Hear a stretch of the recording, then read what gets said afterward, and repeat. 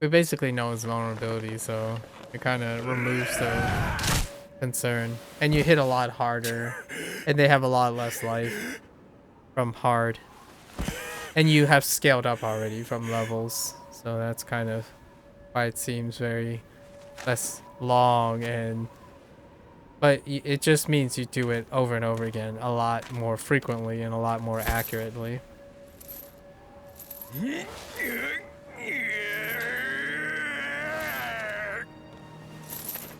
Back to the swelling string instruments in the back.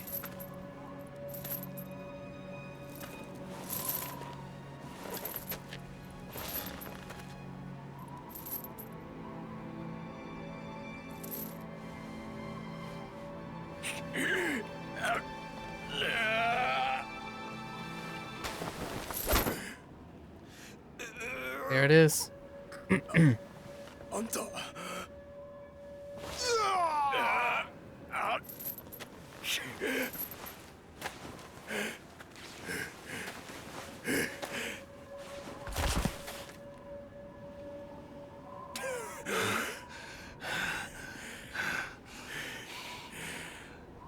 あんたなんで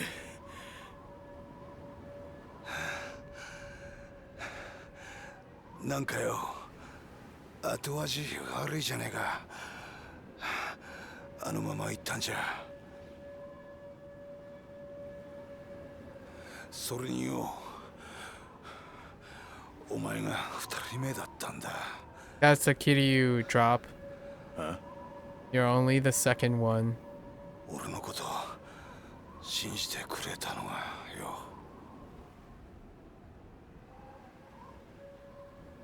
Such a short line. It's only 2 lines, and it means like an incredible amount. That's like the charm of this game series. There are so few words spoken, but it carries so much weight. ここまで来れば大丈夫だあとは溺れ死ぬ前に陸地に上がれるかどうかが問題だお前には時間がない先に行けそやけど俺はお前は死刑囚だ脱獄したら真っ先に殺に追われるのはお前だあんたそれに俺には切り札があるさっき所長室で探してたやつのことかああこれさえありゃ俺はまだ這い上がれる佐伯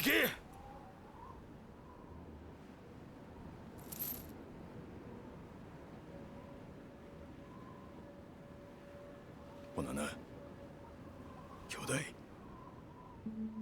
兄弟ああ形はどうあれ俺とあんたは同じ罪を犯した仲間兄弟や冴島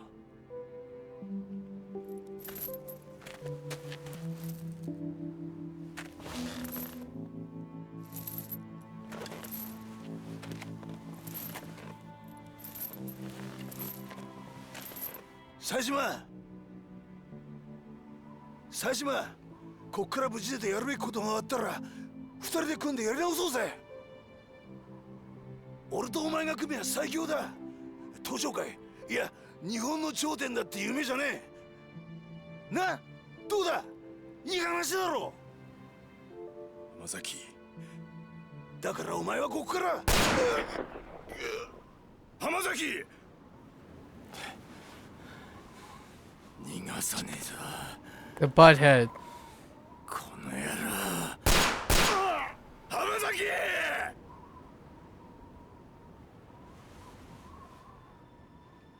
さ冴島 He doesn't die here though. 桐生だ He doesn't die here. こっから出たら桐生って男のとこへ行け Although when I saw it, I was like, not again. But it ended up happening again. Like 沖縄にいるその男を頼れ it happens so 桐生だ often. ぞいいな when you're rooting for some guy who's just turning around the corner and they just rip it away. But then they might come back only to be ripped away again. And it's basically like what I would say is it's done really cleverly in a way that it's always in the company of a honorable character. An honorable character that you can only feel the anguish and the betrayal, like the feeling of betrayal hits really hard. So Saejima is taking place of Kiryu, because if it was in Kiryu's position, he would feel exactly the same way. Where it's a waste of life when people give up. And that's the bottom line. And they wouldn't ever give up on someone. And that happens all the time in this, just to make it like hurt a lot. You just, when people die, it's around someone like Kiryu.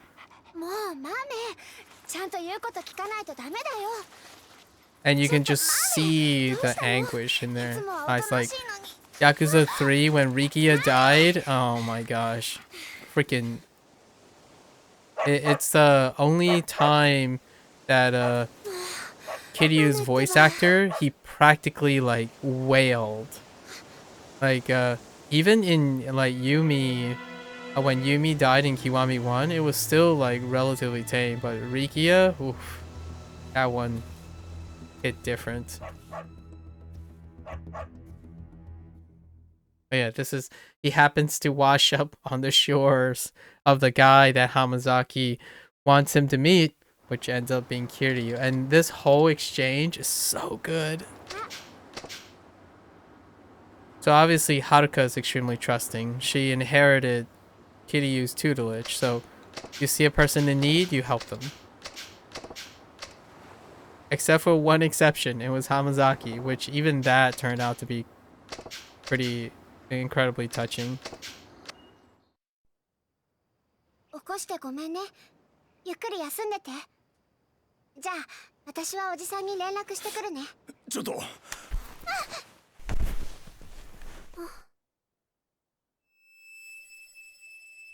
This was subtle, but also very sus. But yes.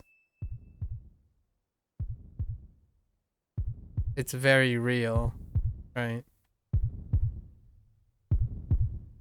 But it just shows his discipline. And Kiryu witnessed all this. It's later revealed that he was there anyways.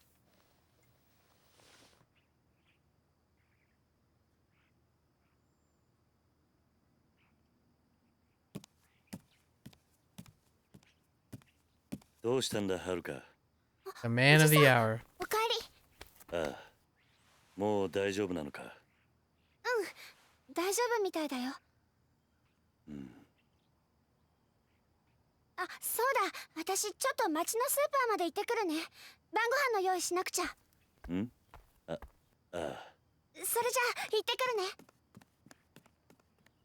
I think one thing that this game executes very well is even with how limited their rendering engine is, they rigged it so well. Like even the lack of how rigid their character models are, they still were able to do nonverbal communication, like excessive nonverbal communication or implied nonverbal communication. So basically, this is a really touching moment because Saejima actually ends up finding out that he ended up washing onto the doorsteps of the person he was told to look for. And then Saejima says a false name, Suzuki, which, you know what? That might be a callback. I don't know if that's a callback. He could have picked any name. He picked Suzuki. So here's the thing about the Suzuki name.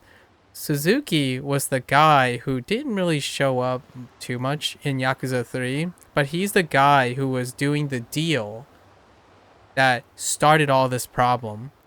So Suzuki was the politician that wanted the deal to open an Okinawan resort that was taking this very land that Kiryu owned, essentially. So I don't know if that was intentional or not, where they decide to choose Suzuki. But a lot of times these things aren't just coincidences, because they could have chosen any name, generally speaking. And you might be thinking, well, it could be a coincidence, and yeah, sure. But a lot of times this game, even numbers, like how much a currency a character is carrying, or what kind of number, like seemingly random number is on a board or something, were intentionally done in this game. It's the attention to detail. Especially Majima so far. At least I noticed that Majima has specific numbers tied to him, because his name, his given name, actually can be interpreted as numbers.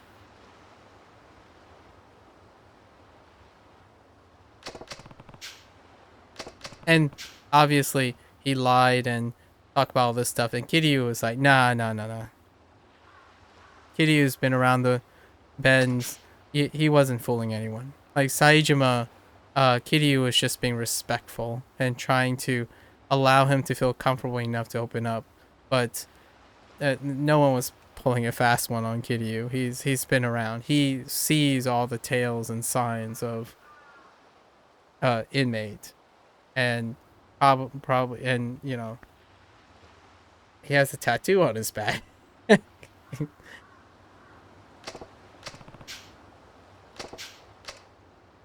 Basically, Kiryu is trying to ask him what he needs.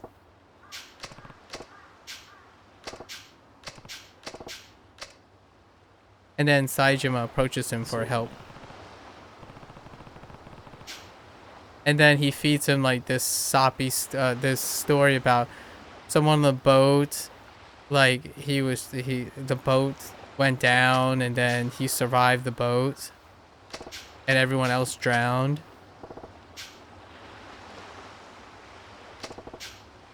And then he's asking for Kiryu for some money and a plane ticket to Kamurocho, because he has to go to Kamurocho.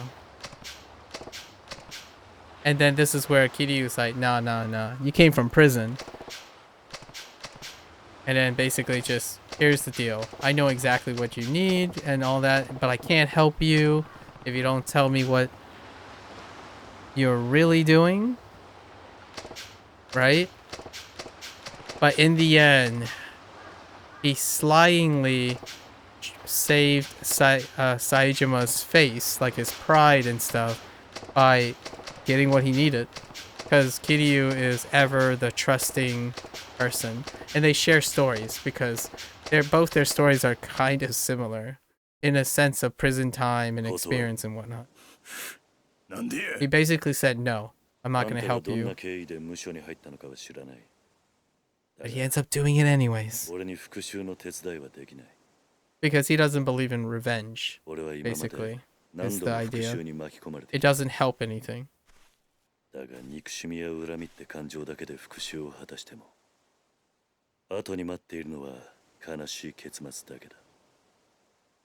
good.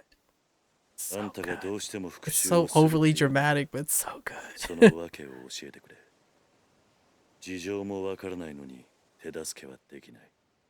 But eventually Saejima indirectly provides a good reason, and Kiryu helped him. Oh, this is where the first time I fought Kiryu here, Kiryu tiger dropped me and half my HP disappeared. And I'm like, yep, I see. That's how it feels to get tiger dropped by Kiryu.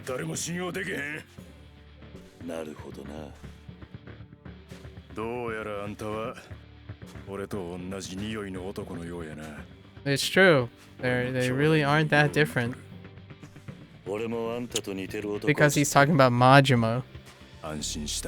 And also Kiryu was talking about Majima. So this scene was so good because if anyone has played all the Yakuza games up to this point, the dramatic irony is off the charts. They're literally talking about the same person when they're like referring to things and whatnot, because they're practically brothers at this point. And it's so good. The payout is so good.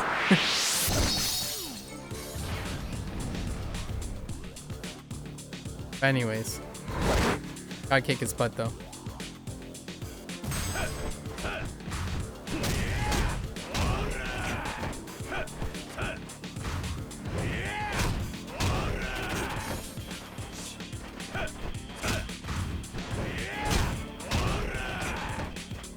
It's OP as heck, man. Oh, he has a guard counter too.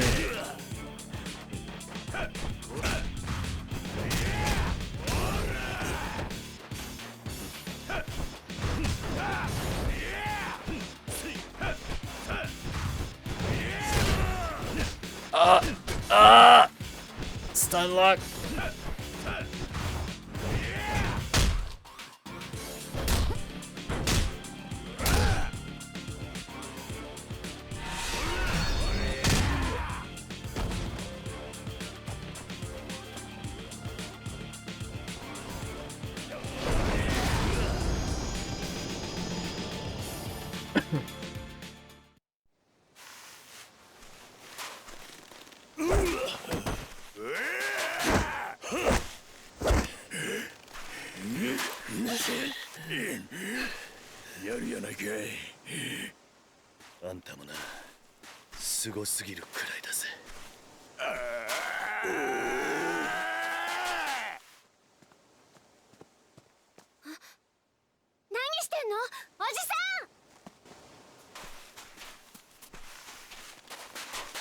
I still wouldn't mind seeing a Kiwami 4 though.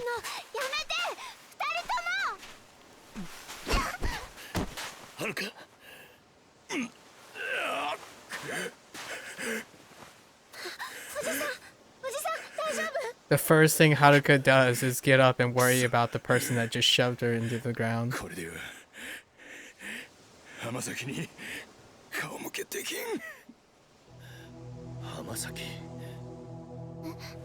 Oh no. Yeah, and this is the post PTSD from Haruka's perspective too. Haruka still hasn't, at this point, Haruka still hasn't gotten over the Hamazaki incident. It's like, you almost killed me. I still trust you. Haruka's like, ain't no way. I can't deal with that anymore. And then eventually, it was like more open-ended. She had to accept it, but not be okay with it. Like, still not be happy with it.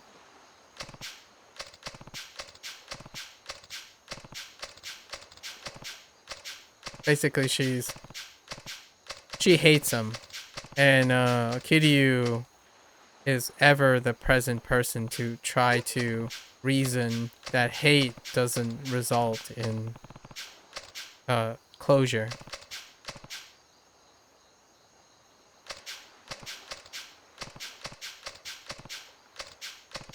Kiryu excuses himself, but he's really getting what Saejima asked for. Yeah.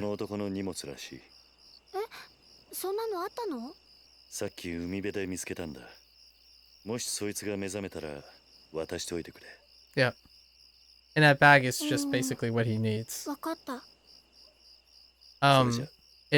This one draws a parallelism. It's actually very symbolic. They fought each other.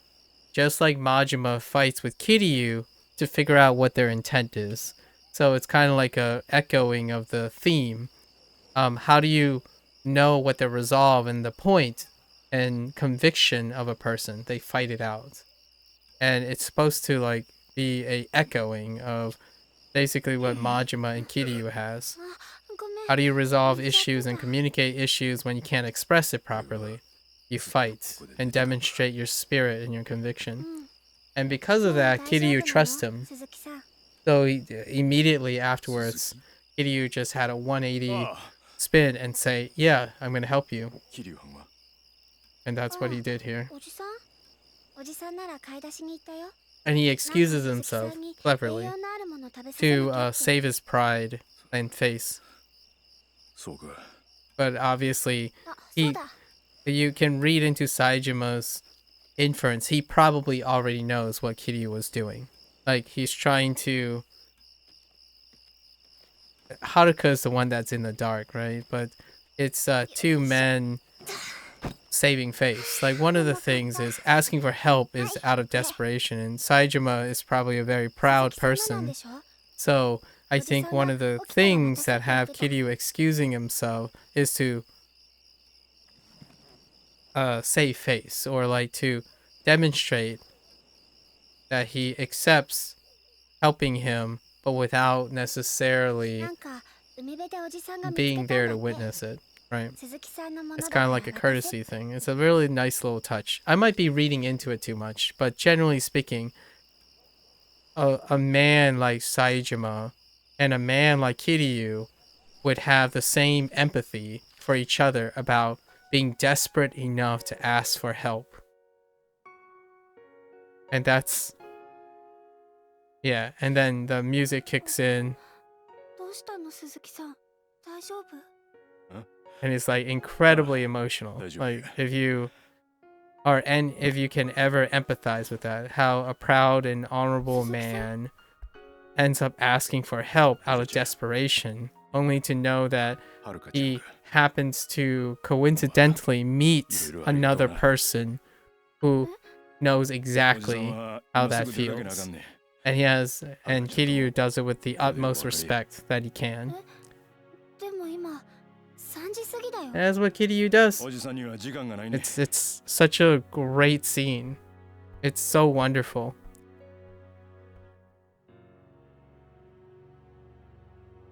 I practically brought to tears because it's hard. It's hard for someone who's independent and proud to ask for help. It's so good.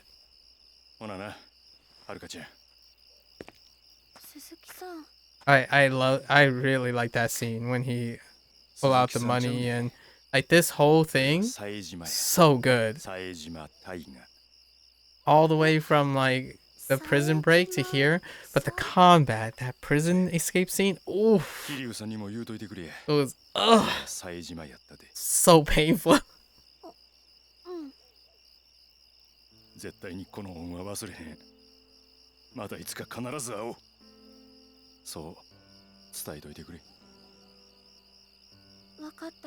They did. It's so great. I really was worried here. I thought they were foreshadowing like Saejima dies in this series and he never re-meets Kiryu, but that's not the case. Yeah, see, Kiryu didn't really actually leave. He just chilling. It's not a coincidence that he comes back right away, but so good. So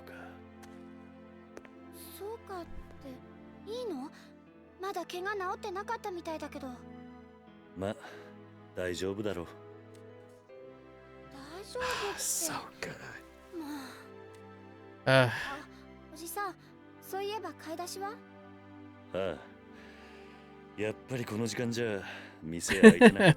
Yeah. Yep. Yes, Kiryu, you went to go get groceries. Yep. But you know what's crazy about that? Haruka will probably know in the future. So I'm waiting for like Yakuza 5, when I'm playing Yakuza 5 and 6, how much Haruka picks up on the adult language, the non-verbal communication. I don't think in terms of like American writing, like what I mean is like another cultural writing, this type of thing doesn't happen very often in like video games. I don't think it's like very important either, because it's hard to empathize. But for me, as someone who is multicultural and have a really big Asian like adoption of Asian adoption culture, like the face culture and whatnot. That's how I read these scenes. Like it is really different in my opinion. It's so heavy. That scene was incredible. Like it actually brings a tear to my heart how well executed it was. Like you're talking about a guy who's been in prison for 25 years, betrayed by his sworn brother, don't know what happened to whatever happened to his sister. His entire family was ripped apart and he was just told that he spent 25 years in prison doing nothing. Like his everything went wrong. And the first people he meet is someone who is redeemed and touched by Kiryu's light, right? Hamazaki. And then just so happens life threw him a bone and he washes up on Kiryu's shore only to be touched by Kiryu's light again. Like it's incredible. And you know, when you start thinking about the cynicism that flows in, this is what video game and fictional stories can portray. In reality, though, a character like Kiryu and Haruka would not be long for this world. They would have to be ridiculously lucky over and over again, and Saejima ridiculously lucky over and over again. But that's what makes these video games, work of fiction, so much more larger than life, and that's, in my opinion, feels so much more meaningful. And not to take a jab at the more common stereotypes or like the common vogue now, it's so different than watching a show or playing a video game where the winner is always the winner. Like you're the good guy, so you're destined to win, and yeah, it's kind of hard, but you as a player think it's hard, but in the end, the narrative is that you win. You overcome the odds over and over again. But what odds? There's no story-driven odds. There's no suffering. There's no insecurities, fear, all that. And this game does do that still. Like, it's only heavy in that sequence because you know all the details of the character. You don't get to choose to always make them a winner. And other games, that's what I mean by when games are not narrative-driven, they're lore-driven. And then even then, the lore is not used for world building. And a great example is every character-driven game that uses a blank slate hero to project your own persona through. They represent your difficulties, like beating a boss in FromSoft games, like the agony and stuff. The triumph is a projection of yourself.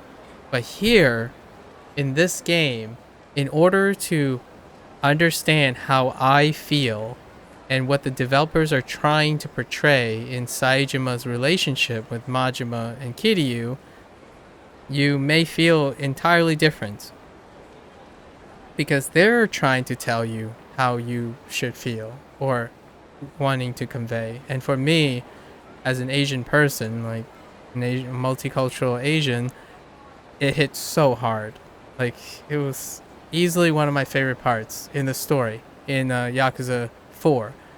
But then there's Akiyama. Like, everything is so strong in this. I actually think Tanemura is the weaker of the stories, but I think that would resonate far more with people who are about, like, right and wrongs, right? And Kiryu is actually one of the weakest chapters. Like, but he is really strong compared to any of the other games. Like, the weakest chapter in this game is far stronger than the vast majority of mainstream games. And what I mean by that is to sacrifice that for this makes sense, in my opinion. Mainstream games are mainstream because you don't need to craft and invest so much into building the baggage and the weight of these pieces.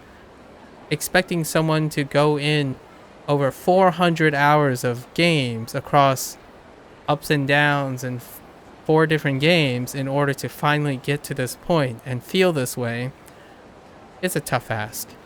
You want to knock it out of the park with one game. So, and then you want to knock it out of the park with that other game and standalone games. There are very few games now that exist where the baggage is the weight of the game. The weight of the game is the legacy, not the player's experience. Like, oh yeah, I love Dark Souls 1 and I always pick on FromSoft because they represent the gold standard that attracts a loyal fan base. Your legacy is you as a player, how your experience of Dark Souls 1 through 3, like or 1 through 3 and whatnot. But my experience is constantly different with Yakuza because it's not my experience. It's the experience the story is trying to tell. And that story is going to be different 5 years from now or 6 years from now.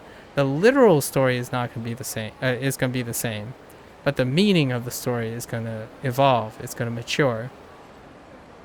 It's not the same when you're projecting yourself. You're always living with yourself. So that stuff will continue to just be very familiar. In my opinion, anyways. That I have to say something about that scene because it's so good to me. Anyways, it's one of the sentiments that I want to end today with because we're finally maybe we're on chapter 3, so we have to get to chapter 4 and then we'll try to do some of the sub story and his mini games, and we have to minimally at least do karaoke. But we're gonna go save it, call it a day, because man.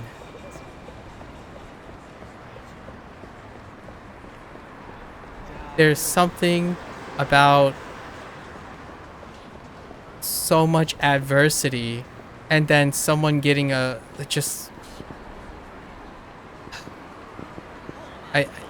it's like K-dramas and C-dramas, and if you're ever, one last note is like, if you ever wonder what the fascination, if you're one of those people who don't resonate, what is the fascination with watching extremely long dramas? Like, why do people like like Korean dramas, like Kanto dramas so much?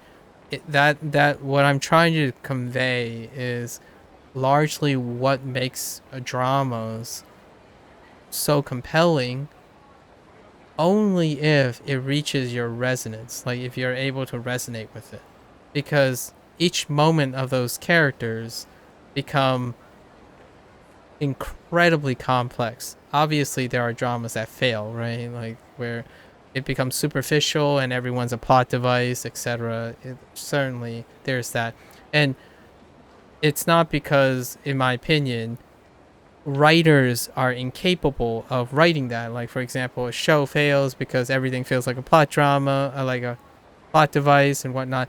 It was intended, in my opinion. Often writers now are pressured to create set pieces. So generally speaking, move it along kind of feel, the hustle culture. Like each scene has to be meaningful. It has to impact a lot of meaning, as in like pragmatic, objective logic.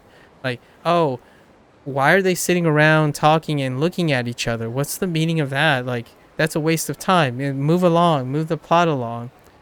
That stuff, if you're in that category, it's going to be very difficult to appreciate what I'm saying about games like these and movies and things. You have to feel it. And honestly, you might never, for those people, they might not ever get to that point of view, but the older you get, the more experience and baggage you have, you become exceedingly well at hyper-focusing on the weight of things. And that's kind of where I am. Like, as a kid, I was very lacking in sentimentalism. Like, I was not very an emotional person. At the moment, I'm still not very an emotional person outwardly.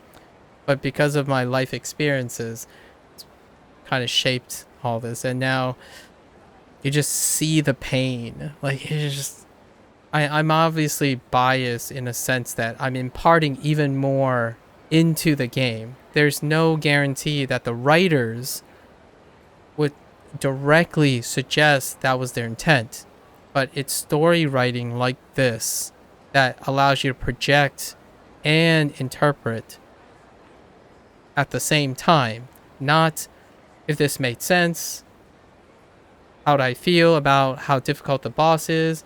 I, all the thing that I just said for the last 30 minutes, like talking about the characters and the stories and the reaction to the little things that I've noticed over and over again, they have very little to anything to do with how I play as a player, like how the game plays. Nothing was really actually played.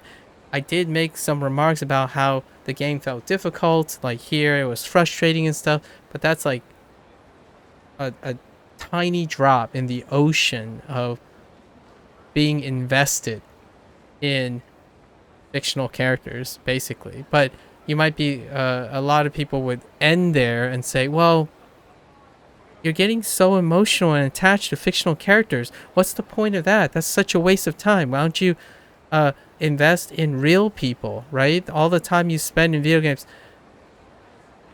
That's kind of myopic in the other way, where you compartmentalize and don't extract the use of understanding fictional characters, the circumstances they are, to further enhance your interaction in IRL.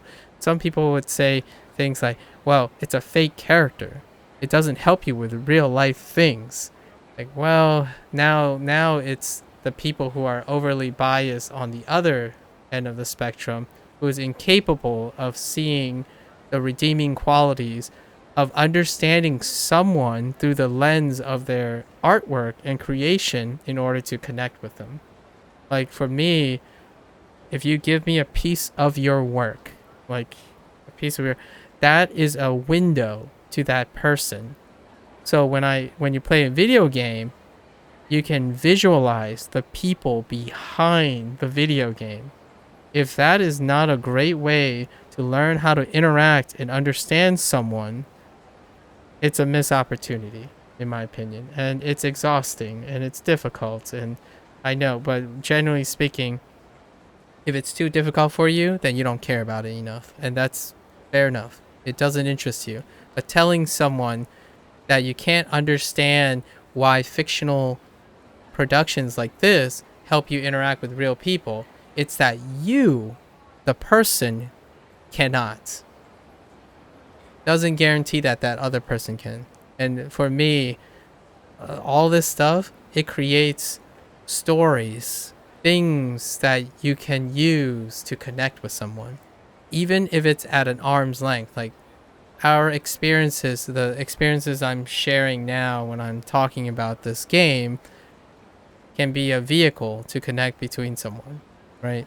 Anyways, gotta save. We'll come back to this. I don't know if I'm gonna have digressions in this, but I guess I will include this digression here. What would this be like? I guess it's about storytelling, right? Yeah, there are 2 digressions today that I kind of want to highlight. All right. As always, whoever is listening, chatting around, just hanging out for those who watch the videos, I suppose. Hopefully you guys enjoy yourself. And I guess tomorrow's Monday. I'll be back sometime. And until then, stay safe, guys. Stay healthy. Exercise a positive mindset, get that positive energy. And I'll catch you guys on the next one. Take care now. Bye.